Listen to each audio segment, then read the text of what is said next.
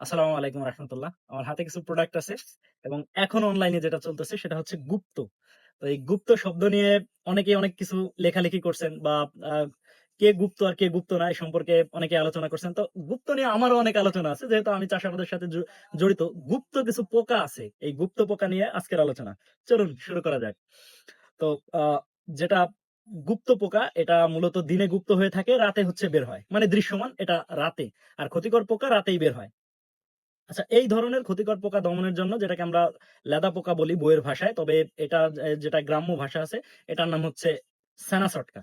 তো সেনাসটকা বিছা।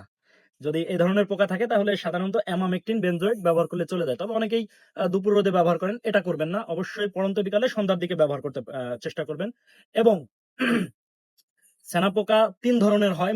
মূলত একটা হচ্ছে কালো, একটা হচ্ছে সবুজ রঙের, আরেকটা হচ্ছে উপরে কালোই কিন্তু ডোরাকাটা দাগ থাকে।